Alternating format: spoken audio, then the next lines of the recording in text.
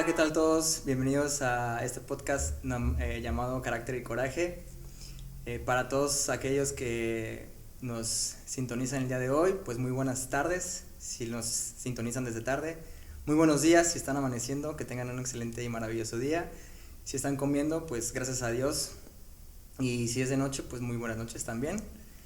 Y principalmente estamos aquí para platicar con una persona que valoro mucho. Ella se llama Evelyn de Miranda, estudió conmigo la licenciatura en Derecho y es mi primera invitada inaugurando este podcast. ¿Qué tal, Miranda? ¿Cómo estás?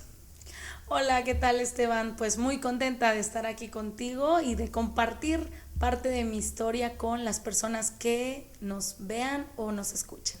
Claro, nos vean o nos escuchen. Bueno, la intención del podcast es publicarlo en plataformas como YouTube y Spotify. Ya hablaremos más adelante de ello. Pero bueno, estamos aquí para hablar de ti, para hablar de tu carrera, que me parece muy, muy bonita, muy fascinante. Me tienes una semblanza muy linda cuando me la enviaste. Me gustaría poder hablar o decir eso de mí, pero bueno, cada quien a lo suyo, ¿no?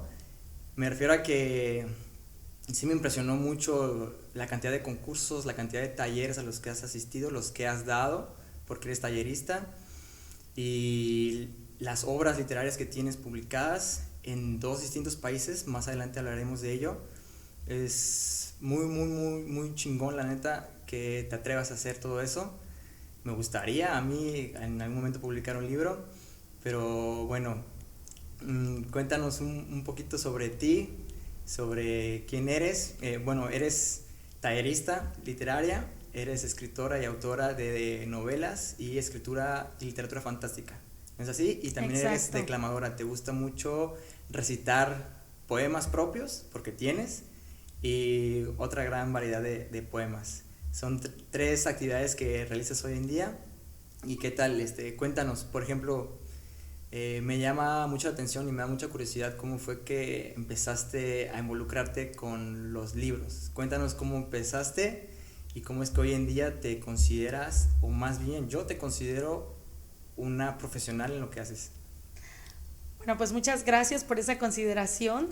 Fíjate que todo comenzó como comienzan las grandes historias, en la infancia.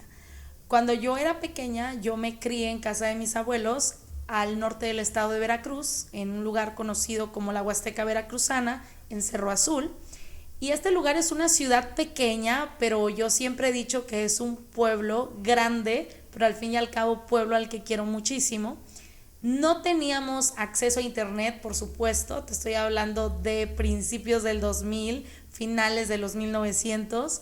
No teníamos tampoco cine, no había como que muchas formas de distracción como ahora tienen los niños. Ahora a mí me ha tocado ver que los niños tienen que sus tabletas, que muchos programas en televisión, que internet, YouTube y demás. Para decirlo sencillo, tienen el cine en su tableta. Exacto, Prácticamente, ¿no? ya todo al alcance de un clic. Yo no. Entonces creo que eso influyó bastante, aunado a que mi abuelo y mi abuela tenían una biblioteca gigante en la casa, era un librero que para mí era enorme, y había muchísimos libros allí.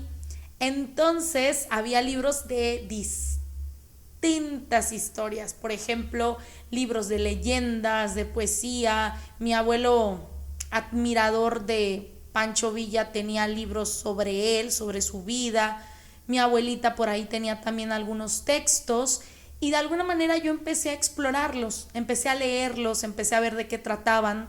Recuerdo que por allí mi abuelita tenía un libro como de superación personal que en ese momento yo no lo comprendí, que se llamaba Dios baja en una Harley, y realmente no lo comprendí hasta muchísimos años más tarde, ya cuando era adolescente, que llegué a leerlo, no completo, pero por partes en internet, y dije, oh, entonces trataba de esto. Ya entendí por qué yo a los 6 7 años pues no había logrado comprender mucho de la historia. Sí, la comprensión era menor, ¿no? Exactamente, era menor, pero así fue como empecé, ¿no? Empecé a encontrar una forma de escapar de la realidad, una forma de disfrutar de otros mundos fantásticos, conocer nuevas tierras, conocer nuevos personajes. E inicié con la saga de Narnia. Los 7 libros de Narnia fueron como que los primeros libros de literatura fantástica que yo llegué a leer en mi vida, y desde ahí se empezó a formar este sueño de decir, yo quiero convertirme en escritora. Y al día de hoy que platico con mis maestras de la primaria, con las que todavía tengo contacto, me pareció muy curioso que todas ellas me dicen que yo lo decía, que yo expresaba mi sueño de que cuando yo fuera grande, yo me iba a convertir en escritora. Y creo que ahí voy, paso a pasito, con algunas publicaciones, algunas novelas, algunas antologías, voy. Entonces todo esto empezó, como comentabas, porque el lugar donde vivías no tenías muchas opciones. Exacto. Tu opción que maravillosamente se puso frente a ti fue la de leer. Las historias fantásticas. Se te empezó a... Metiste esa semillita y fue creciendo y hasta convertirse en pasión por lectura, por leer, ya sean novelas, cuentos, ensayos, columnas, tú leías de todo, porque era lo que había en ese momento para ti, ¿no? Hoy en día es muy, muy distinto, cada quien tiene, como lo decíamos, tienes la accesibilidad de la internet en tu tablet, en tu teléfono, y antes no lo había, entonces era tu forma de escapar, ¿no? Viste ese camino de la lectura hasta que te enamoraste tanto que dijiste, tengo que hacer algo similar, ¿no? Me gustaría cumplir un sueño, que es hacer un libro. Y hoy en día tienes tus libros, ¿no? Los podemos ver aquí. Sí, aquí. Los tienes ahí contigo, los trajiste para mostrárnoslo. Y estoy viendo que el que tienes allá arribita es tu primera obra literaria publicada, ¿verdad? Fue en 2013 cuando tenías... Exacto, tenía 17 años, ya estaba por cumplir los 18. 18 años. Yo me acuerdo mucho de ti en la universidad. Primero tuvimos buenas experiencias. De hecho, mi experiencia más bonita contigo, no sé si recuerdas, que fue cuando hice la marcha es cierto, de Ayotzinapa. Exactamente, los desaparecidos de Ayotzinapa. Los 43 desaparecidos. Esa es mi historia más bonita contigo porque organicé la marcha.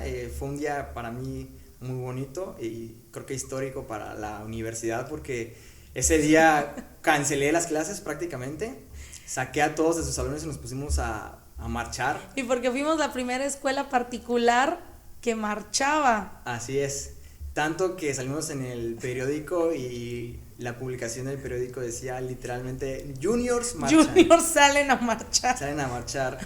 Y bueno, estaba muy metido en ese tema de la represión que se había dado en su momento con los de Ayotzinapa, y esa es la experiencia que tengo contigo, porque hice un discurso al final y te pedí que lo revisaras. Sí, sí lo recuerdo perfectamente bien. Oye, Miranda, ¿sabes qué? Quiero decir unas palabras al final, pero no sé escribir bien. Ya hice un ensayito, ¿me lo puedes revisar? Y me lo revisaste.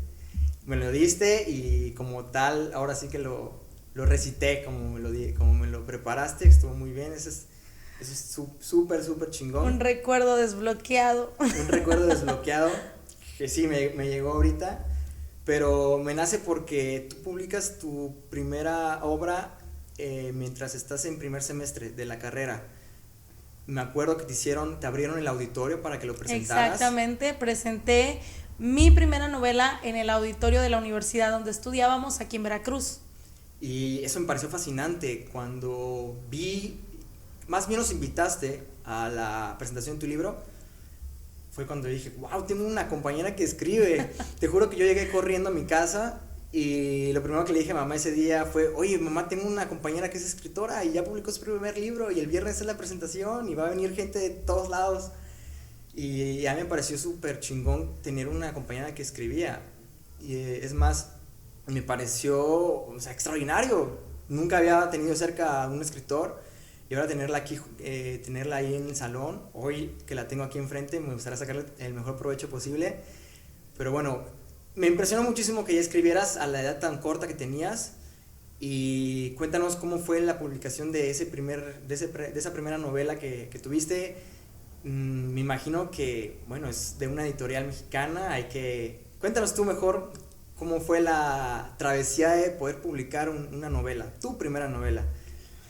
Pues fíjate que fue bastante complicado. Todos los escritores tenemos una primera obra que nunca publicamos, que se le llama manuscrito inédito, es decir, esta historia que se queda guardada ahí durante años y que no decidimos dar ese paso para publicarla, pues por muchos motivos. El primero es que es la primera vez que empezamos a escribir y que conforme pasan los años y releemos lo que escribimos, vamos notando cómo evolucionamos.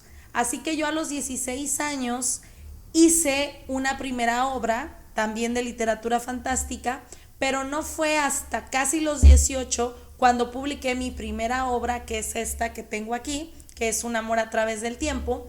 Y efectivamente la publiqué con una pequeña editorial mexicana llamada Editorial Endira. Hicimos un contrato por 8 años y fue también, vaya, algo nuevo para mí, porque yo era menor de edad cuando empecé a mandar el manuscrito de mi obra a las editoriales, y pues las editoriales lo primero que ven es tu edad. ¿Por qué? Porque hablar de alguien que es menor de edad es como decir, le falta experiencia. Claro, le falta todavía profesionalismo, seguramente va a escribir mal. La ventaja que yo encontré con esta editorial es que nunca me pidieron mi edad. Simplemente me dijeron, manda la obra y nosotros la vamos a leer. La leyeron como muchísimas obras más, casi 1000 obras, de las cuales escogieron en promedio 25 para publicar ese año, y una de esas obras fue la mía. Entonces me avisaron, pues muchísimas felicidades, tu obra Un amor a través del tiempo pasó favorablemente el dictamen y queremos publicar la obra a través de nuestro sello. Cuando te dicen eso, ya era oficial que ibas a tener un libro en tus manos. Exacto. Hecho por ti. Ya. Te dieron la noticia de que ya había accedido a la editorial a publicarlo. ¿Qué sentías? Que ibas a tener pues en unos días, en unos muy meses emocionada. ibas a tener el libro en tus manos. Me sentí muy emocionada porque el convertirme en escritora era mi más grande sueño. Y como ya te había yo contado tras micrófonos, finalmente era mi más grande sueño. Y yo veía a todos estos escritores ya grandes. Para mí eran personas de más de 50 años, personas ya, como dirías tú, con canas y todo. Añejos ya. Y yo diría, no, pues cuando yo me convierta en escritora, yo ya me hacía en mis años ya de 60 años en adelante. Ya grande. Y de pronto me doy cuenta que me estaba convirtiendo en la persona que yo quería ser a los 18 años. Una edad muy temprana. Y haz de cuenta que pasé por un momento en el cual no es que haya caído en depresión, pero sí tuve un momento, unos meses, semanas, donde no supe hacia dónde ir. Perdí de momento la brújula porque dije, mi más grande sueño lo acabo de cumplir. Entonces, ¿qué sigue? ¿Qué va más allá de lo que yo quiero lograr? Y sí fue un momento nada más. Y bueno, finalmente es que pues ahí estaba mi libro y es así como comencé con esta carrera. Y cuéntanos lo de la editorial. ¿Tocaste muchas puertas? ¿Tuviste rechazo de alguna editorial o cómo fue encontrar esta editorial para ti y qué respaldo te ha dado la editorial? Pues fíjate que rechazo como tal de este libro no tuve.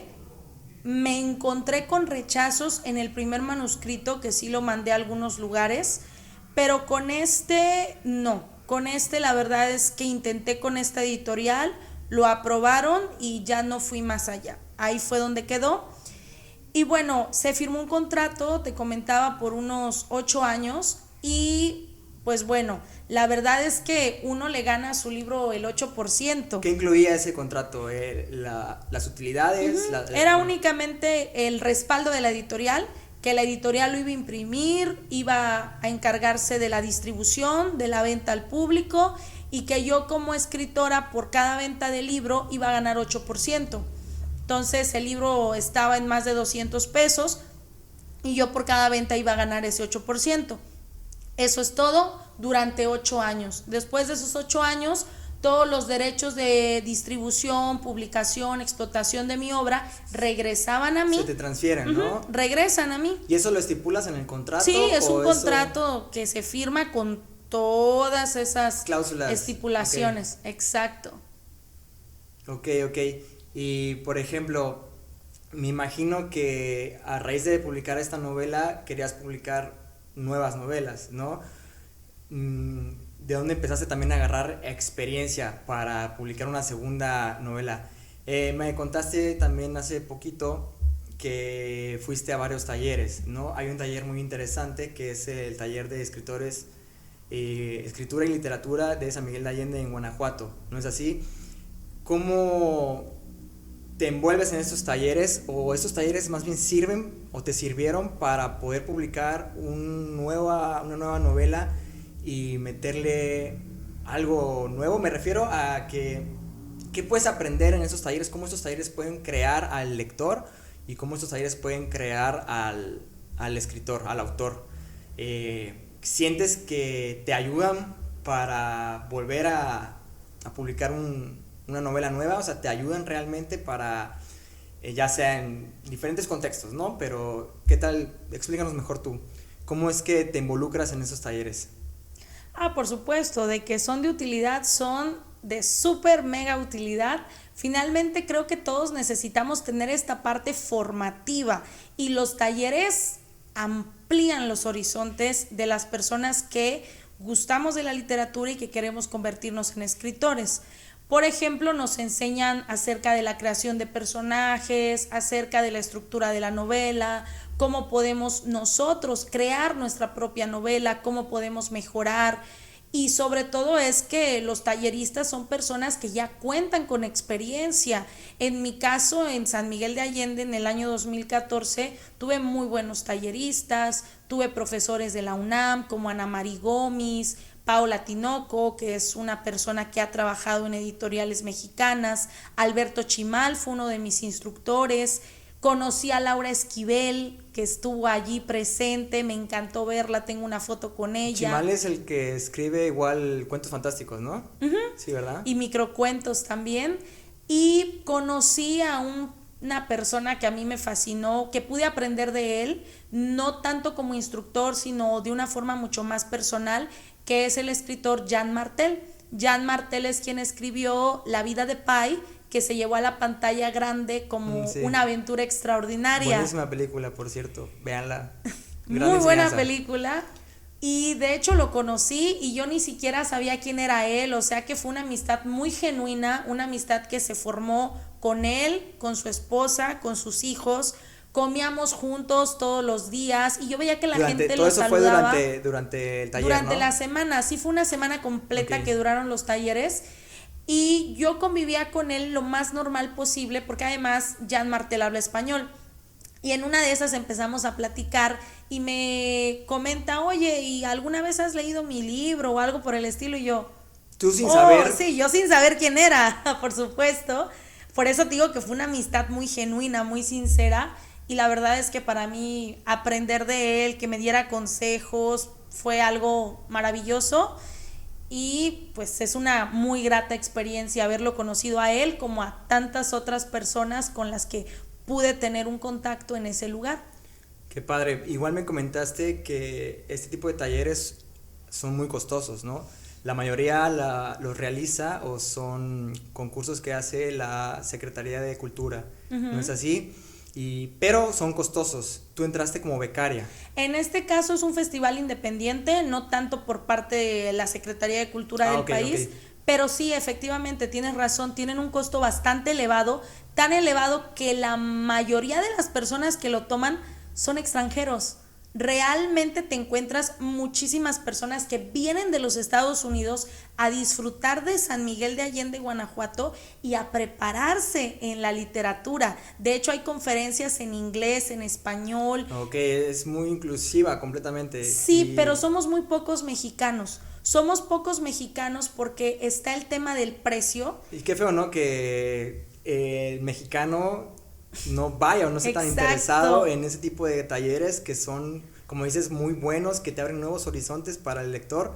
Y qué pues no sé cómo llamarlo, pero bueno, si no lo aprovechamos nosotros, que lo aproveche el mundo, ¿no? Exacto, y fíjate que en ese tiempo tendría yo como unos 19 años aproximadamente, yo tampoco habría tenido el recurso como para pagarlo, pero entré como becaria. ¿Cómo fue que entraste como becaria, por cierto? Bueno, había que enviar un escrito, o sea, un ejemplo de tu trabajo, de lo que tú hacías, tu currículum. Obviamente yo ya tenía mi primera novela publicada. Ya tenías un respaldo, ¿no? Sí, ya en 2010 había ganado un certamen literario a nivel nacional, que era el de la Juventud y la Mar, que organiza la Secretaría de Marina de México. Ya tenía como que ahí un pequeño currículum literario. Ya habías iniciado una carrera realmente como escritora, como profesional. Exacto. A pesar de tu edad, eso es...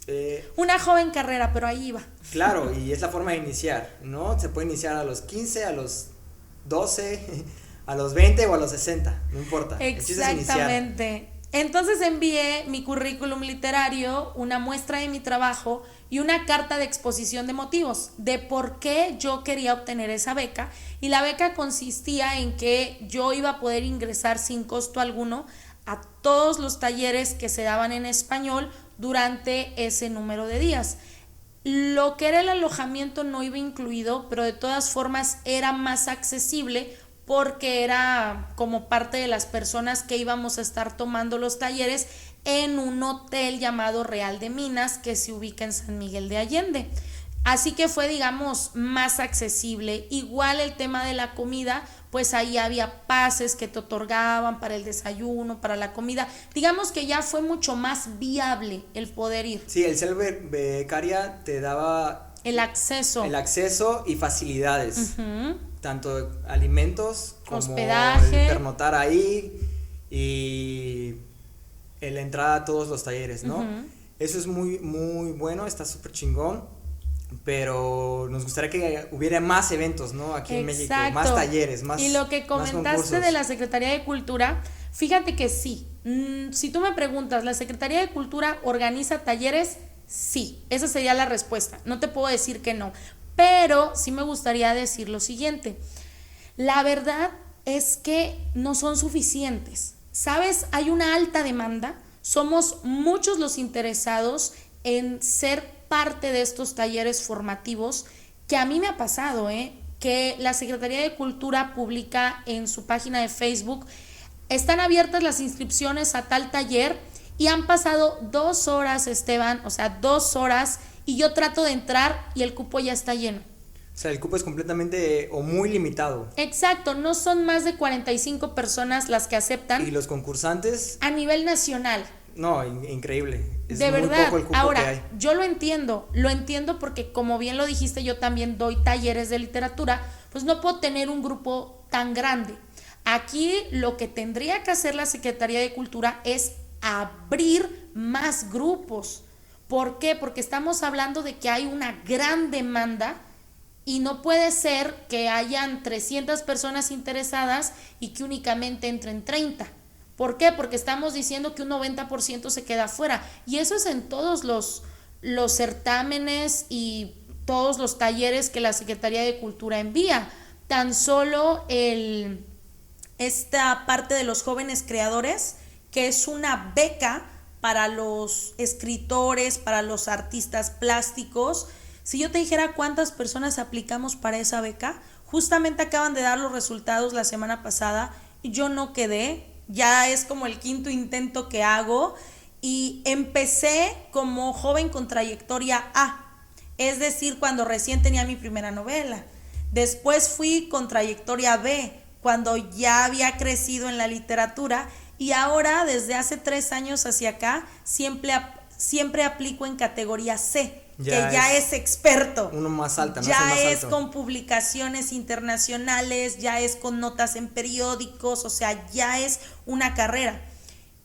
Y no he quedado, o sea, realmente yo no te estoy hablando de que no he quedado, es corrupción, no quiero sonar de esa forma. O que no seas buena en lo que haces, porque pues todo lo contrario, exacto, ¿no? Pero sí quiero señalar que esta es una beca que durante un año completo te dan alrededor de 10,000 pesos mensuales para incentivarte a que tú continúes pues en este medio artístico y que además crees un proyecto.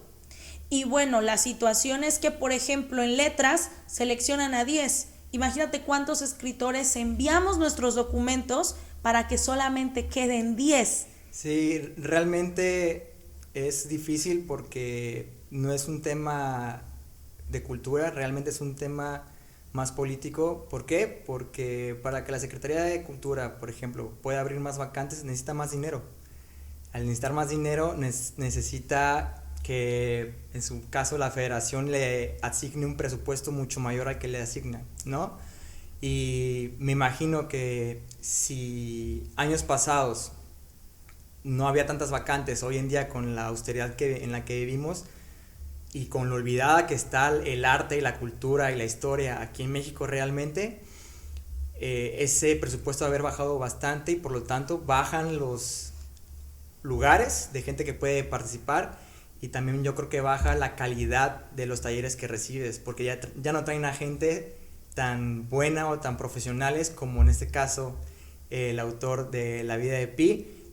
Puede que traigan, no me refiero a que traigan malos talleristas, sin embargo puede que el nivel baje, ¿no? La calidad baje. Podrían traer otro tipo de talleristas, te entiendo, extranjeros tal vez, pero que necesitan que se les pague sus viáticos, que se pague esto, lo otro, y obviamente no estamos en estas posibilidades desde el gobierno, efectivamente. Así es, y bueno, es difícil, pero el chiste es que, y lo que quiero que sepan los oyentes es que hay oportunidades, ¿no? Uh-huh. Que hay oportunidades y que efectivamente si tú buscas en Google Secretaría de Cultura, taller, concurso, te vas a encontrar ahí toda la información. Y ahí participas y chance y quedas y como tú, ¿no?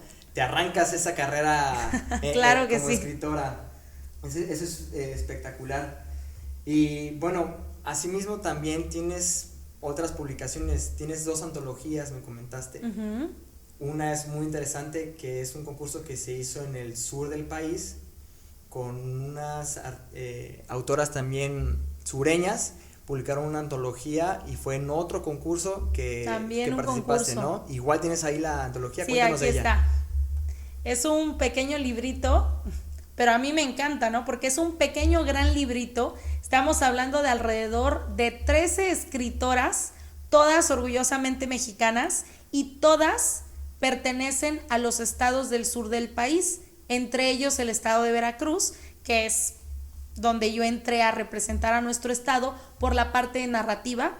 Yo concursé con 3 cuentos, fue un concurso organizado por la Secretaría de Cultura, tardaron como un año en dar los resultados y finalmente me avisaron que yo había ganado y que iba a ser parte de esta bonita antología, que aquí se las muestro. Y gracias a esta antología fue que tuve mi primera gran experiencia en Bellas Artes. Yo jamás había ido a Bellas Artes, sé lo que representa para México, lo que representa para mí, por supuesto, pero no había tenido la oportunidad, ¿sabes?, de poder pisar este recinto y fue para mí un orgullo total pisar Bellas Artes presentando una de mis obras y sobre todo compartirlo junto con otras escritoras igual de jóvenes e igual de talentosas, porque todas somos escritoras menores de 35 años. Y eso habla bien de ustedes, ¿no? Por supuesto. Por supuesto que sí, porque se ve que hay voluntad de ustedes de querer escribir, publicar y participar más que nada. Y está súper bien para que alienten a otras veracruzanas o a otras mexicanas para que se atrevan a hacer lo mismo, a publicar pues, algo que les guste, ¿no? Cualquier cosa, pero que ayude, ¿no? Que aporte. Y bueno, ¿qué más me podrías contar? Porque esa es tu primera antología, ¿no es así? Tienes una segunda antología que me pareció muy bonita también la historia. Antes de entrar a ella, vamos a hablar de que tienes publicaciones en España, ¿no? Tienes publicaciones aquí en México. Me comentaste que es un poquito, o es más valorado en España la literatura que te gusta hacer que aquí en México.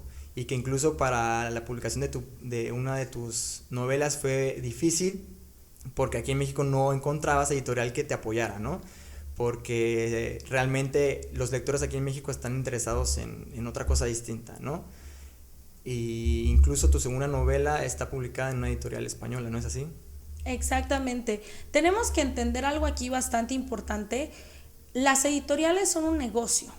Las editoriales tienen que generar ingresos para pagarle al personal que labora con ellos. Entonces, las oportunidades que nos dan a los escritores son oportunidades mínimas. Es decir, yo como editorial te doy un respaldo, el respaldo de que yo seleccioné tu obra porque me parece buena, y eso es como un sello de garantía, o pretende ser un sello de garantía para que el lector diga, oh, esta obra está publicada por una editorial, entonces es buena. A que conocida. Si yo, te presento un libro que yo solita decidí subir a alguna plataforma, de las que ya platicaremos, como que la gente puede decir, ay, entonces no es bueno, porque cualquiera podría subir algo, ¿no? Sin embargo, pues las editoriales, la verdad, se quedan con un mayor porcentaje de los ingresos de tu obra, que es de tu autoría, y a nosotros nos dejan el 8%. Sí se puede vivir de ser escritor, quiero comentarte, pero se necesita mucho trabajo. Es un trabajo de que se vendan muchísimos de tus libros para que esos poquitos se conviertan en una gran cantidad. Porque si hablamos de vender 100 libros al año, no es mucho, ¿eh? ¿Tú vives de tus libros? No, yo no vivo de mis libros. ¿O de tus novelas? No vivo de nada de lo que yo escribo. Para mí es algo que yo hago con mucho gusto, pero sí necesito tener un trabajo como base, un trabajo que me permita generar las comodidades suficientes para seguir escribiendo, como el tener pues mi aire acondicionado, que lo tengo en mi área de trabajo personal de mi casa, mi computadora, que por cierto este año mi laptop dejó de funcionar y para mí fue un trauma total. Soy maestra, hay clases en línea con lo del COVID-19, me quedé a mitad de estar escribiendo una nueva obra, fue para mí muy traumante estar tanto tiempo sin computadora y tenerme que valer de 2 teléfonos móviles para realizar mi trabajo, ¿no? O sea, sí es algo bastante complicado, pero salimos adelante como en todo.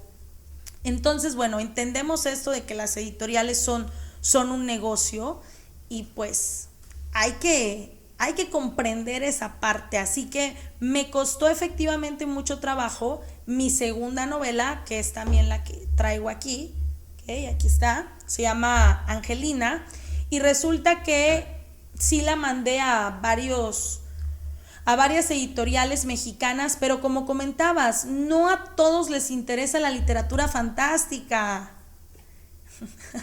Cuando era rubia. Hermosa. ¿Sabes qué? Lo importante, yo creo que, ¿cómo te explico? Es muy fácil entrar a alguna plataforma en línea de películas, series y ¿qué es lo que más vende? El narco. Eso es lo que más vende, las narcoseries. Entonces, pues las editoriales aquí en México, la literatura fantástica es como que no vende, no es un producto vendible. Y no es que esté mal lo que tú escribes, sino que hay que comprender cuál es el negocio de las casas editoriales. España no, España tiene mayor apertura, porque en España la literatura fantástica tiene como que una mayor presencia. Y sobre todo que yo creo que te llama mucho la atención decir, mira una novela de una autora mexicana, y la compras, como ocurre aquí en México. La gente ve una obra escrita por un extranjero y lo compra más fácilmente que de los autores nacionales. Ok, eso de que mencionas de que tienes más no importancia, perdón, pero quizá tienes más oportunidades en España que aquí en México. ¿Por qué en México se ha perdido quizá ese amor por la literatura, ya sea fantástica, por novelas amorosas, por historias de guerra? ¿Por qué se ha perdido ese amor aquí en México si nosotros hemos contado con muy buenos escritores a lo largo de la historia mexicana? Si bien sabemos que los indígenas en sus momentos tenían varias historias, ya hacían poemas entre ellos, su cultura literaria es amplia, sí tiene bastante, pero eso se pierde con la colonización, la independencia y todo esto. Pero a lo que voy, Posterior a la revolución, que leí que es a mediados de, o más bien posterior a la revolución, a mediados del siglo XX, nacen varios escritores, o no que nacen, sino que publican varios escritores mexicanos muy buena literatura. Entre ellos Octavio Paz, Juan Rulfo escribió Octavio Páramo. Octavio Paz ganó el premio Nobel de la literatura incluso en 1990. José Emilio Pacheco también. También, por supuesto. Muy buenos escritores, novelistas mexicanos, con muy buenas historias, increíbles más bien. Y hoy en día, como lo comentas tú, hay gente que se dedica a eso. Tú te dedicas a eso, a escribir ese tipo de literatura. ¿Por qué aquí en México de repente las editoriales dejan de darle interés a eso y le dan más interés a publicaciones como que hablen de narco, que hablen del morbo, que hablen de política o corrupción? Te voy a dar un ejemplo sencillo. Yo tuve una alemana aquí viviendo en casa. Saludos a Charlotte, por cierto. La queremos mucho. El chiste es que ella era extranjera, vino aquí a vivir un año y se compró un libro porque quería aprender más rápido el español para pues, comunicarse, todo eso. Obvio, ¿no? Y compró un libro y fue a comprarlo a una cadena mexicana de esas conocidas y me dijo, mira Esteban, me compré un libro. ¿Sabes qué libro era? Se llamaba El Narco en México. Y le digo, oye, ¿por qué compraste ese libro habiendo tantas cosas bonitas, culturales bonitas en México? Me dijo, no, pues es que me llamó la atención porque eso es lo que pasa en México, ¿no? Realmente la violencia, el narco, la corrupción, son dueñas de México. Tan así son dueñas en las calles, o sea, en las calles me refiero a que ves eventos, lamentablemente, y lo ves en la calle, lo ves en el Netflix, lo ves en el cine, lo ves en los libros. O sea, lamentablemente ese tipo de mala cultura, como lo es la violencia, la morbosidad, el degenere, la corrupción, se ha acaparado aquí en México y se ha ganado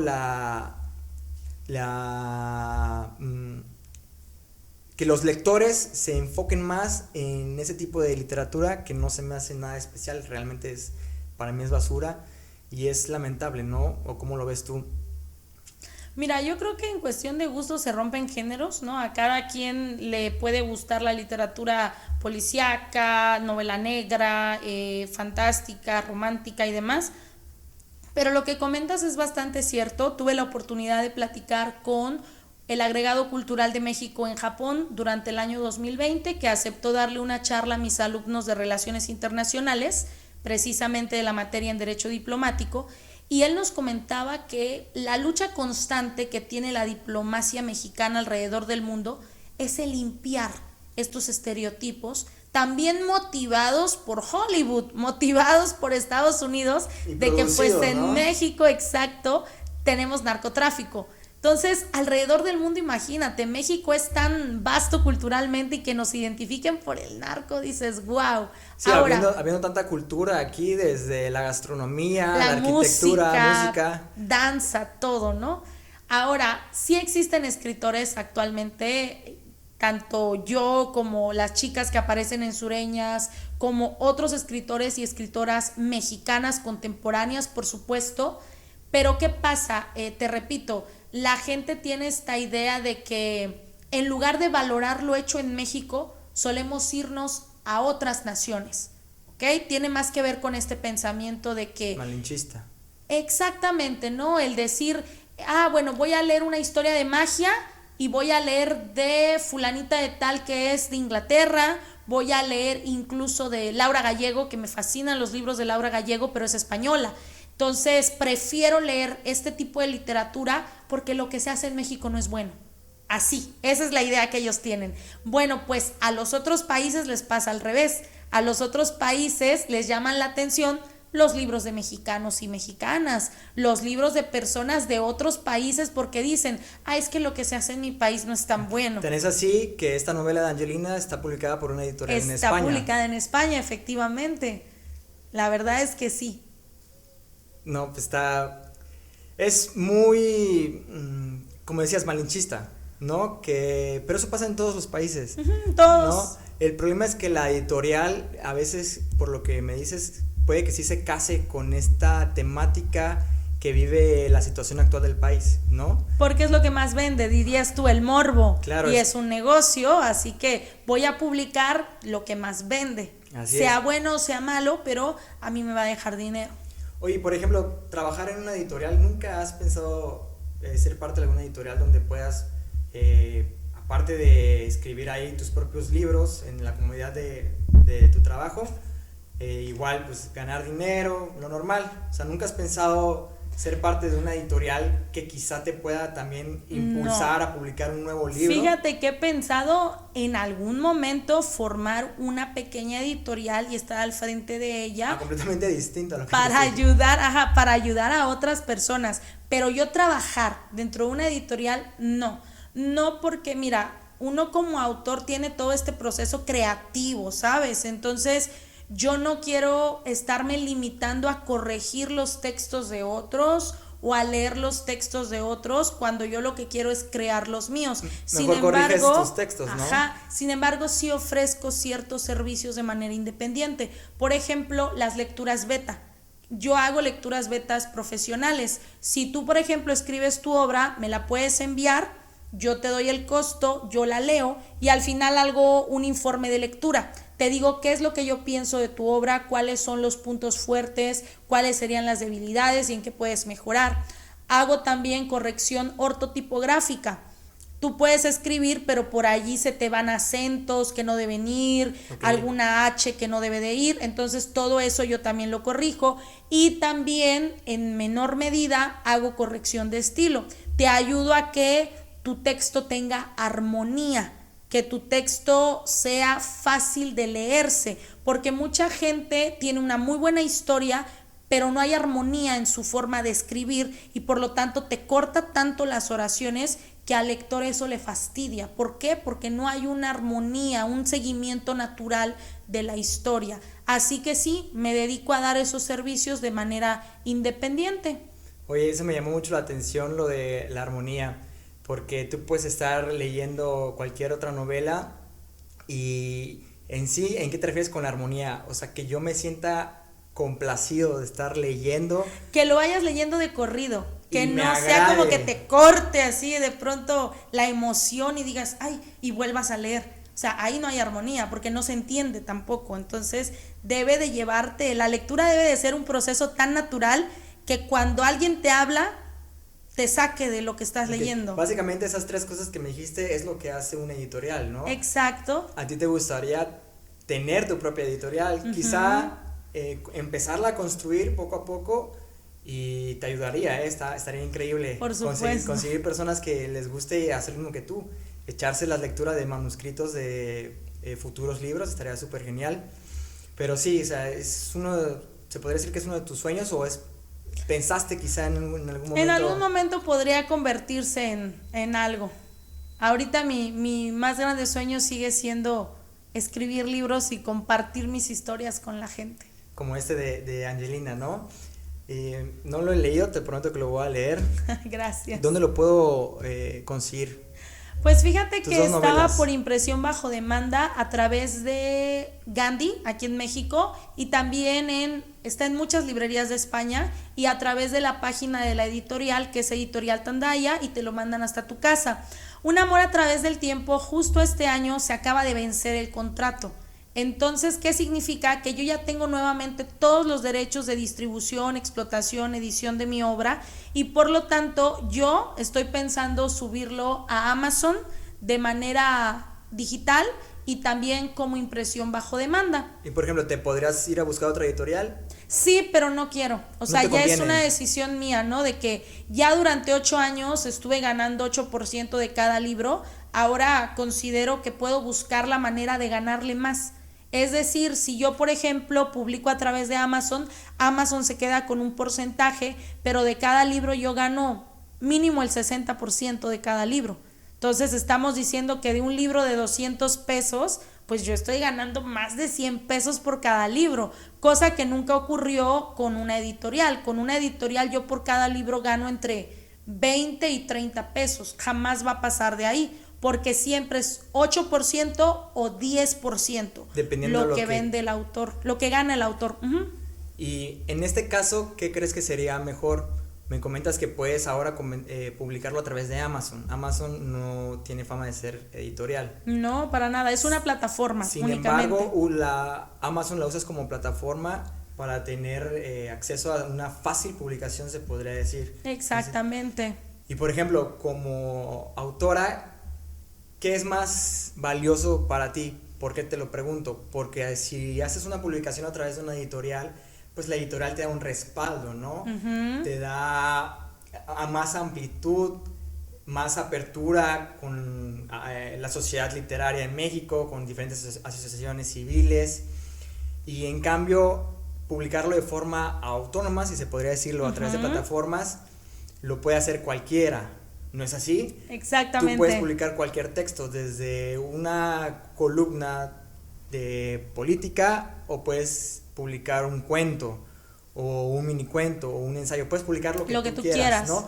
Pero lo importante es que al ser autónoma, pues no necesitas del apoyo de una editorial que te esté imprimiendo el libro, que te esté revisando el manuscrito, y que se va a llevar un gran porcentaje que te esté buscando una portada, que te distribuya el libro, en qué cadenas comerciales lo vamos a vender. Prácticamente ellos se encargan de toda la distribución, por eso se quedan con las mayores ganancias. Tú no lo ves equitativo, ¿no? Exacto. Lamentablemente siempre se ha trabajado así, por lo que comentabas, hay que pagarle a todos, ¿no? La editorial pues tiene su nombre y también se va a poner sus moños si quiere, y si quiere no te publica, si quiere te publica, ¿no? También ellos se arriesgan en ese sentido en publicar a un autor nuevo, ¿no? Porque al tener ya un estatus o una fama esa editorial, no pueden publicar a cualquiera, pero una vez que lo hacen, te dan un soporte, ¿no? ¿Qué prefieres tú o qué piensas tú que es mejor? ¿Hacerlo a través de la editorial o hacerlo a través de una plataforma? Fíjate que me gusta mucho esta pregunta y aquí les va mi consejo. Todo depende de tu objetivo de vida, ¿ok? Y de la meta que tú tengas. Por ejemplo, yo decidí que yo quería convertirme en tallerista literaria, que yo quería compartir mi experiencia con otros. De hecho, desde hace muchos años yo voy a las escuelas de aquí de Veracruz, secundarias, bachilleratos y universidad, a compartir con ellos lo que es el arte de escribir una novela, lo que es la lectura. Doy talleres en línea también. Actualmente estoy dando un taller de creación de primera novela. Invítanos por favor a tus talleres. Gracias. Menciónalos con todo el gusto del mundo. Gracias. Ahí, lo voy a señalar. Perfecto. Por si tienes una página de internet o por si tienes Claro, mis redes sociales y los talleres que estoy dando, los estoy dando en una pequeña escuela virtual de literatura llamada Crearnos. Estoy trabajando con, repito, taller de novela.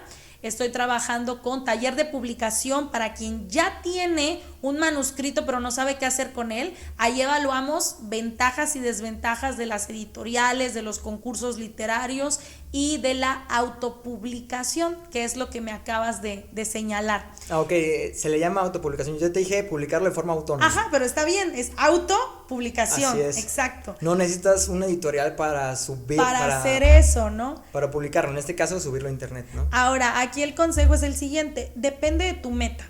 Yo como tallerista literaria, yo no puedo ir a una escuela y decir, oye, yo te ofrezco mis servicios de capacitación, y me van a preguntar, ¿y cuál es tu experiencia literaria? Pues fíjate que subí un libro a Amazon. Realmente no. Cuando tú quieres convertirte en una persona que le enseñe a otros, necesita tener un respaldo, y ese respaldo me lo han dado las editoriales que han confiado en mi proyecto. Así que mi consejo es, o lo que yo quiero hacer ahora, es un equilibrio. Tanto voy a tener historias publicadas por editorial, como también voy a tener publicaciones solamente, pues digamos de manera independiente, como lo sería a través de la plataforma Amazon. Ahora, si tú lo único que quieres es compartir lo que tú escribes y generar ingresos, te conviene mucho más subir tus cosas a Amazon. Ojo, una cosa es la autopublicación y otra es la autoedición. Es decir, si tú subes tu PDF a Amazon, va a quedar bien feo. Yo lo que te recomiendo es que si busques una persona profesional, no necesariamente una editorial, pero hay personas que ofrecen servicios editoriales de forma individual, Son como los que nos comentaste ahorita, que es la revisión del manuscrito, exacto, la armonía en las oraciones. Se llama corrección de estilo, exactamente, y hay personas que hacen la maquetación de tu obra, que es la maquetación que te arman un PDF, pero listo para que tú lo subas a Amazon y que cuando la persona lo compre se vea como un libro debe verse. O sea, tú pagas bonito, por chingón. Eso y el tamaño y los márgenes, todo tal cual. Y sobre todo que también pagues por tu portada. No es lo mismo un libro que tú compres una imagen cualquiera en internet y se la pegues a un libro que se vea bien hecho. ¿Okay? No hay que confundir el autopublicar con el, sí, lo voy a subir así como está y la gente lo va a comprar. No, las personas que han tenido éxito en Amazon siempre suben un libro presentable. Exacto, presentable. Con todas las modificaciones y que sí vas a gastar, pero no va a pasar de 5,000 pesos lo que vas a gastar. Entre que pagues por la maquetación, la portada y también el trámite del ISBN, no es necesario en Amazon porque Amazon solito te hace el trámite para su plataforma. O sea, de verdad que yo sí lo recomiendo y les repito, tiene que ver con cuál es el objetivo que ustedes quieren, compartir y ganar, o si quieren formarse en una carrera más profesional para impartir cursos, pues ahí sí van a tener que hacer un equilibrio. Okay, van a tener que trabajar con editoriales y la autopublicación. Entonces, hablando de la autopublicación, ¿recomiendas hacer tu escrito y no subirlo así como está? Buscar ayuda profesional. Esa ayuda profesional se refiere a personas que revisen tu manuscrito y le den forma, le den presentación. Cuando es primera novela, sí. En mi caso yo ya no, o sea, yo no busco que me corrijan el estilo. No, eso lo puedes hacer tú, me queda claro, ¿no? Eso ni la corrección ortotipográfica, porque también la hago yo, pero sí necesito a alguien que me haga la portada y sí necesito a alguien que me haga la maquetación, que es lo que ahorita voy a aventurarme con este primer libro. Voy a comenzar a que me hagan la maquetación de mi manuscrito que tengo en PDF para poderlo empezar a comercializar a través de Amazon y ya ganarle un mayor porcentaje. Sí, suena bastante inteligente. Oye, tus lectores, ¿cómo los ves a tus lectores? ¿Cómo los tratas a tus lectores? ¿Has conocido...? Es que yo me imagino, ¿no? El chiste de publicar un libro más que otros te lean es compartirle al mundo lo que piensas, ¿no? Lo que sientes, lo que vives. Pero fuera del libro, ¿cómo ha sido tu interacción con las demás personas? En este caso, con tus lectores. ¿Te has encontrado a alguien que te diga, oye, una foto, oye, fírmame el libro o algo así? Yo es lo que me imagino, no es lo que veo en la tele. No, sí pasa. Pero no sé si sí pasa en realidad, ¿sabes? Sí pasa. Sabes, todos cuando tenemos un autor preferido, tenemos este sueño de verlo y tomarnos una foto con él, sí, y que nos firmen. Cualquier otro famoso, ¿no? Exacto. A mí fíjate que como lectora también me pasó que fui a la Feria Internacional del Libro de Guadalajara, la FIL. Exacto, y encontré a uno de los escritores que yo más admiro, que es Alberto Ruiz Sánchez, y lo perseguí por todos los pasillos de la fila hasta que lo encontré, me tomé una foto con él, nos agregamos a Facebook, por ahí lo felicito en su cumpleaños, él cumple en diciembre, y recuerdo que la primera vez que lo felicité, le puse una carta muy bonita. O sea, una carta donde yo me desahogué y le dije que para mí era un excelente ser humano y de verdad que le arrojé muchísimas flores.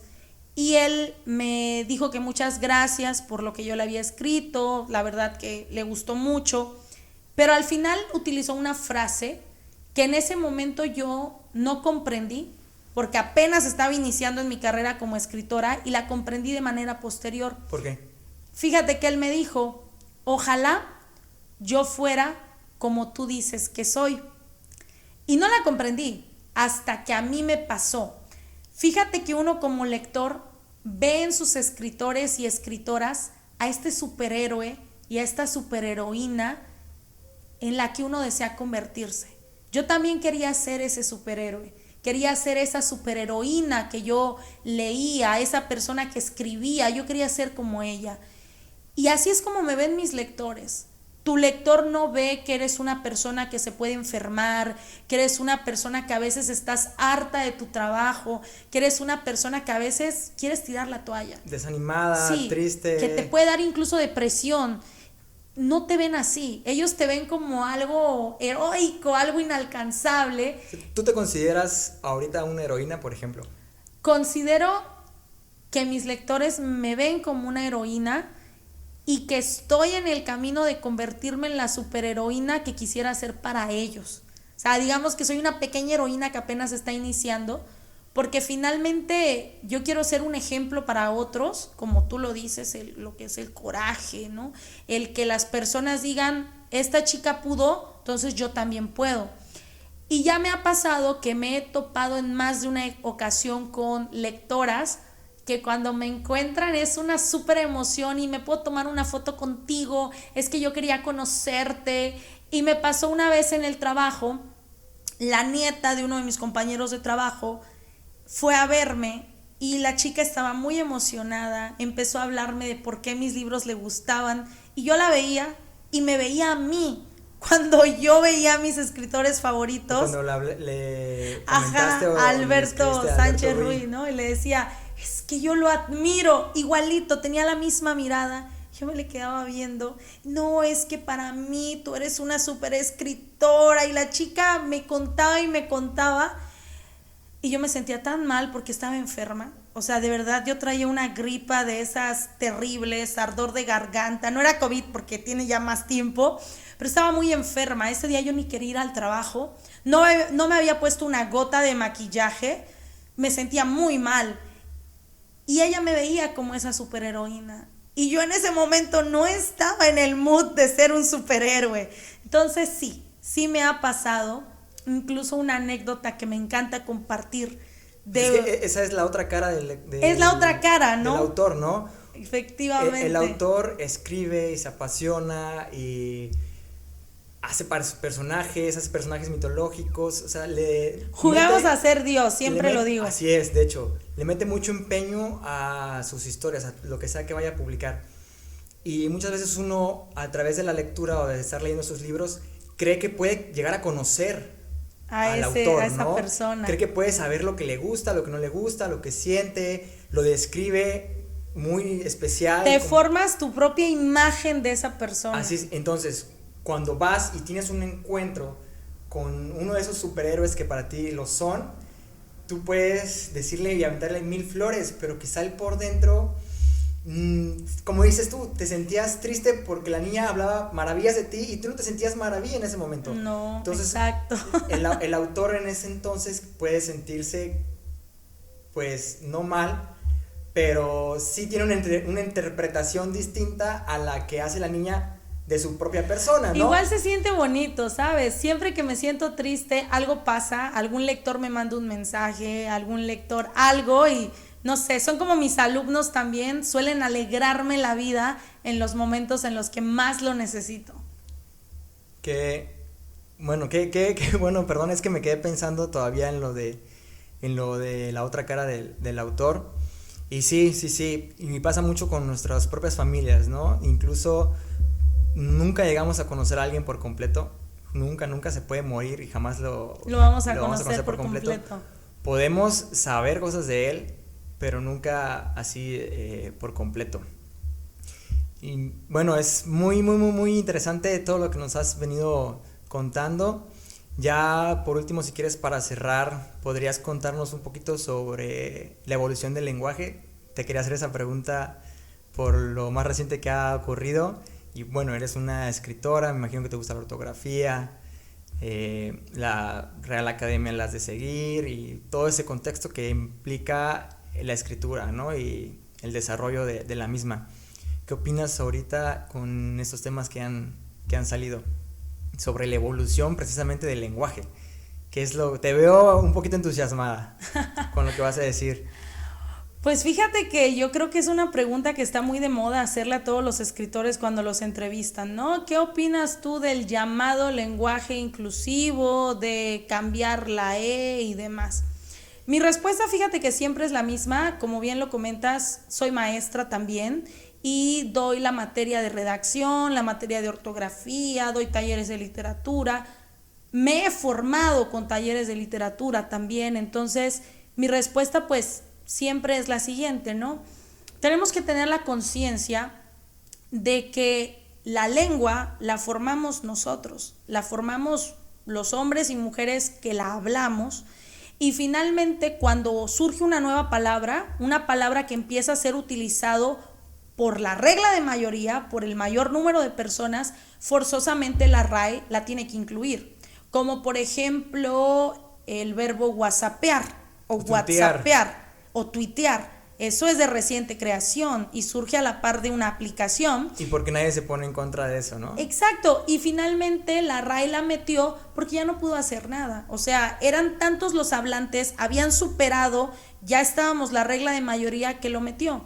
Entonces, aquí pasa lo mismo. Si en algún momento la mayoría de las personas comenzaran a hablar de otra manera, utilizando la letra E, ni la RAE ni nadie en la tierra podría evitarlo. Que lo sigamos haciendo, ¿no? Exacto. Ahora, yo entiendo que puede ser muy complicado entenderlo al día de hoy y que podemos decir, no, es que la lengua es sagrada, ¿cómo la vamos a cambiar? Bueno, va a ser un trauma para nosotros, tal vez. O sea, me refiero con trauma, con que va a ser complicado. O sea, va a ser difícil la transición de nosotros de... Para los que tengan todavía como que la resistencia, les va a ser muy difícil hacer el cambio. Pero las nuevas generaciones no. Las nuevas generaciones van a nacer los niños, van a aprender como nosotros aprendimos en la escuela. En su momento lo que aprendimos y cómo hablar, exacto, ellos van a aprenderlo así. Y ya. Y en algún momento algún abuelito o abuelita va a decir, fíjate que cuando yo era más joven utilizábamos solo la A y la O, y el niño va a decirte, y ya. O sea, no va a haber nada más, ¿sabes? Sí, viejo, eso usted, es todo. usted es antaño, viejo, ya. Sí, no, exacto, o sea, finalmente, ¿no? Entonces, yo creo, y fíjate que hay muchos videos en internet. Vargas Llosa es, yo creo que el escritor que más ha sonado últimamente. Sí, que porque ha es el que dicho más lo critica. Ajá, exacto, ¿no? O sea, critica, dice que está mal, ¿no? Que no se debería hacer. Ajá, ¿y qué es lo que vale de Vargas Llosa? Porque no a todos les gusta Vargas Llosa. Te repito, en gusto se rompen géneros. Yo he leído 2, 3 obras de él, no es de mis autores favoritos. ¿Qué es lo que pesa de Vargas Llosa? Su premio Nobel. El hecho de que sea Nobel de literatura es como que el respaldo más grande. Eso le da la chance de poder opinar sobre una evolución tan grande y tan imparable como lo dices. Pero nosotros también... Los oyentes le dan valía a lo que él dice porque es premio Nobel. Exacto, pero fíjate que los que defendemos, a lo que voy, yo estoy abierta a cualquier cambio. Yo soy tallerista, soy maestra, yo no escojo a mis alumnos. Oye, y en su momento lo vas a... Pues sí, enseñar, o sea, ¿no? tengo que aprender también, ¿no? O sea, yo no, repito, no escojo a mis alumnos, cada alumno es un mundo. A mí lo que me corresponde es generar un ambiente de respeto, de tolerancia, donde mis alumnos se sientan cómodos para aprender. Fin. Aquí la cosa es que nosotros, o quienes defienden a lo mejor este lenguaje llamado inclusivo, que a lo mejor y se le puede cambiar el nombre, ese sería otro tema. Tenemos, por ejemplo, a una persona de apellido Chomsky, que es un lingüista, y dentro de la licenciatura en educación siempre hablamos de la educación de Chomsky. Es un viejito, yo lo súper admiro, quería entrevistarlo, platiqué con él por correo electrónico y la verdad ya está tan grande de edad el maestro Chomsky que me dijo, no puedo concederte la entrevista, te lo agradezco, pero estoy cuidando mi salud y la verdad es que ya estoy como que cerré todo, cualquier cosa de conferencias, pero el hecho de que a mí Chomsky me contestara fue como que, maestro, usted acaba de notarme. Y cuando le preguntaron a Chomsky, dijo lo mismo prácticamente que dije yo, porque mucho de lo que yo sé de la parte lingüística lo he aprendido de él y enseño sobre las enseñanzas de él a mis alumnos, es que la lengua es dinámica, fin, la lengua jamás se va a quedar igualita, siempre va a ir cambiando a la par de la sociedad, y la RAE nunca va a ser eterna. La RAE acaba de surgir ahorita en 1700, o sea, en algún momento va a cambiar, y la gente que trabaja en la RAE también. Ahorita me parece que quienes están en la parte superior de la RAE, el comité, son como 6 personas, todos hombres y ya mayores de edad, ya muy, muy avanzados en edad. Traen esa escuela. Otras ideas. Sí, antigua, como la que comentabas, ¿no? De que va a haber un cambio, lo va a haber, incluso en algo tan simple como el ejemplo muy rápido que te voy a dar, los signos de interrogación. A mí me encanta utilizar los dos, el signo de apertura y el de cierre, pero te voy a decir la realidad, algún día va a desaparecer el signo de apertura. Y no lo vamos a poder evitar, ni yo, ni nadie más, ni la RAE. La gente está dejando de utilizar el signo de interrogación de apertura. El WhatsApp, el Twitter, incluso el inglés no lo tiene. Tú te vas por los símbolos, ¿no? Por los signos, perdón. El de interrogación, exclamación, 3 puntos, suspensivos, punto y coma. Ok, ahora desde hace mucho tiempo la gente empezó a escribir haciendo símbolos, en este caso, como una carita feliz, una carita triste. También, una es carita parte de la comunicación. Muy, muy feliz, el XD, jajaja.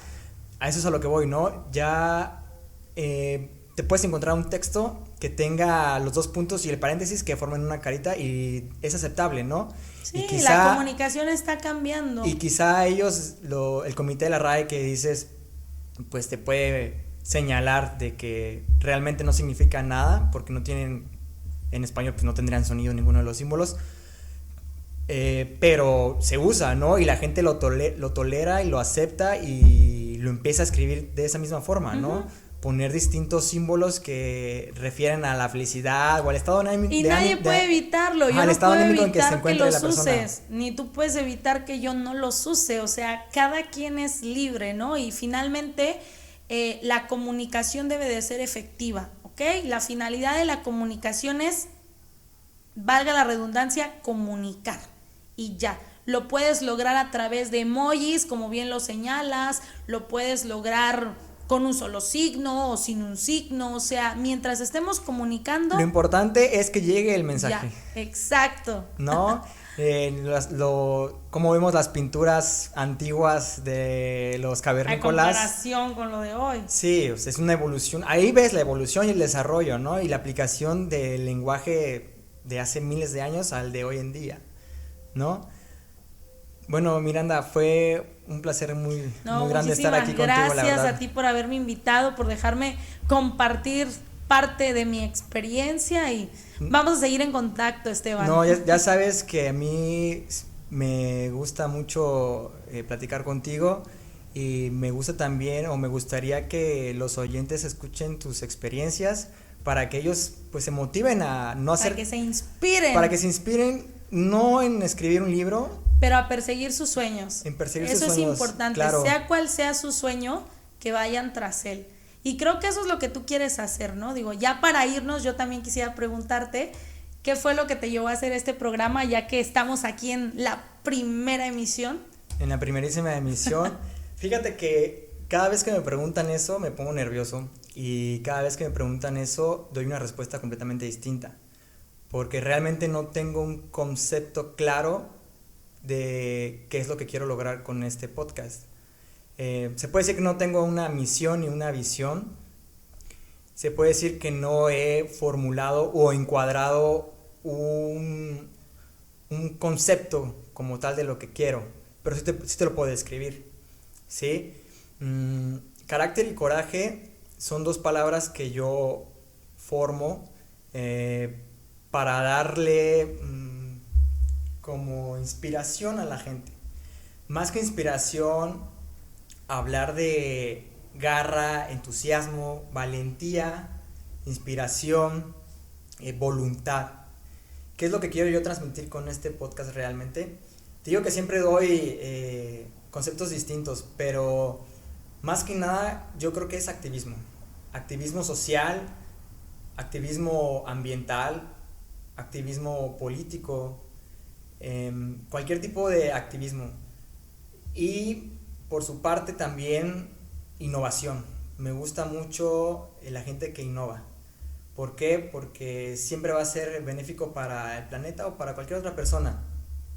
A lo que voy es que Carácter y Coraje es un podcast que pretende inspirarte. pretendo yo venir aquí, platicar con diferentes invitados para que se den a conocer ante la sociedad. ¿Qué personajes, qué individuos quiero traer? Pues eso, activistas, personas que estén involucradas con el medio, que estén involucradas con la sociedad y personas que hayan materializado sus sueños, en este caso tú. ¿Por qué? Porque lo que quiero es hacer que todo el mundo se dé cuenta que hay personas buenas, que hay personas inspiradoras, que hay personas que quieren ayudar al prójimo, hay personas que quieren ayudar al medio ambiente. Hay todo tipo de activismo, ¿no? Y no me gusta que las redes sociales estén infestadas de documentación o información realmente basura, ¿no? Puro entretenimiento, ¿no? Yo creo que hay que resaltar a personas como tú, hay que enaltecer a personas como tú que han logrado sus sueños y que han inspirado a otros y que han dejado huella en este mundo. Yo la verdad personalmente tengo miedo de morirme y que no se acuerden de mí. Es muy conocida la frase de que cuando te mueres y nadie hable de ti, quiere decir que no dejaste nada, no dejaste ninguna enseñanza, no dejaste ningún legado.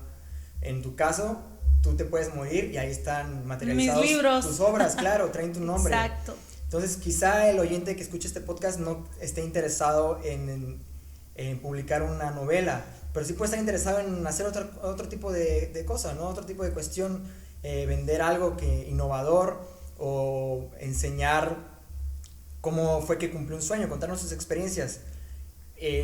¿Cómo es posible que ante esta sociedad tan corrompida que está, cómo ellos sobresalen?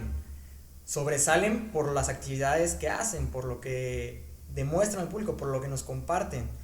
Entonces, esa es la actitud que quiero tener aquí hoy en día y para eso hice el podcast. Te comentaba. ¿Quieres dar un espacio para la difusión del trabajo de las personas que están haciendo algo diferente, sí, algo que aporte, algo que ayude? Y eso es fabuloso, entiendo lo que estás diciendo. Muchas gracias, y le pongo carácter y coraje porque son dos palabras que me gustaron mucho. Anduve dándole, este proyecto lo traigo masticando desde marzo y mira, ya estamos a septiembre, pero fue porque entré en un estado de comodidad en mi trabajo, ya estaba un poco cansado, estaba un poco confundido de qué más podría hacer. Como tú conseguiste tu obra y te sentías como que tenías, yo conseguí un trabajo que lo busqué y ahora estoy en él, gracias a Dios. Ya no encontraba el que sigue, entonces por eso me empiezo a inspirar en transmitirle algo a la gente. ¿Cómo lo iba a transmitir? Pues hay diversos medios, ¿no? Pero el podcast fue lo que más me llamó la atención. Y te digo, no estudié comunicación ni nada, pero esto lo hago con pasión, lo hago con muchísimo entusiasmo. Y bueno, te decía que usé estas dos palabras porque son las palabras que más fuerza nos dan a nosotros para intentar conseguir nuestros sueños, conseguirlos, y no solo conseguirlos, sino mantenernos en esos sueños, ¿no? Que no nos subamos a la nube y creer que ya estamos realizados cuando es apenas el inicio del camino. Eso es carácter y eso es coraje. Es tomar una decisión, carácter para tomar una decisión de atreverme a qué es lo que voy a estudiar o a qué me voy a dedicar o qué es lo que quiero hacer hoy en día, y el coraje para una vez que ya estás, ¿no? En este caso tú publicando novelas, el coraje de tener ese coraje para continuar publicando nuevas novelas, en este caso publicando nuevas obras que pues vaya, te siguen dejando enseñanza a ti y le dejan enseñanza a todo aquel que lo lea, ¿no? No nada más es cumplir tu sueño, es mantenerte. Entonces por eso junto esas dos palabras que me resultan, te repito, bastante emocionalmente duras, muy, muy fuertes, ¿no? Las usamos para levantarnos después de que nos caemos, porque en esta vida te vas a caer muchísimas veces, lo sabemos, y necesitas muchísimo coraje para volverlo a hacer. Editoriales te pueden cerrar puertas y el chiste es tú que sigas buscando ese tipo de se necesita mucho coraje para levantarnos de cada caída, para obtener un aprendizaje y seguir en pie de lucha por nuestro sueño. Y así es, y es lo que intento transmitir aquí. Quizá en el siguiente podcast diga otra cosa, ¿no? Como te digo, Pero eso es básicamente lo que estoy intentando. La idea base, ¿no? perfecto. Yo no escribo ni nada, pero si puedo aportar de alguna forma, que sea esta. Y si les gusta, pues está entretenido, pues hacemos el que sigue, ¿no? Y traigo otro individuo, otro invitado que nos pueda contar una historia distinta, pero que aporte, ¿no? Exactamente. Y te digo, puede ser cumplir sueños o puede ser innovación, porque siempre va a ser mucho mejor innovar que crear. Hay una gran diferencia. Ya nada más para terminar, para darte un ejemplo, no es lo mismo que tú vendas una casa, perfecto, hiciste una casa, la vendiste, que vender una casa sustentable. Por ejemplo, al vender una casa tú sustentable estás innovando. Quizás esta casa que se hace como todas las casas gasta muchísima luz, muchísima agua, es muy grande, tiene X o Y, pero si tú vendes una casa sustentable, pues ya estás ayudando a que esa persona no gaste tanto, estás ayudándote a ti, estás compartiendo una forma, un sistema de hacer nuevas casas, nuevos hogares que sean buenos con el medio ambiente, y estás por supuesto ayudando a tu compradora que no esté gastando tanto en luz, en agua, en gas. Fíjate que a eso es a lo que me refiero, ¿no? Yo le llamo, o sea, además de innovación, yo le digo mucho a los chicos, a mis alumnos, adaptabilidad.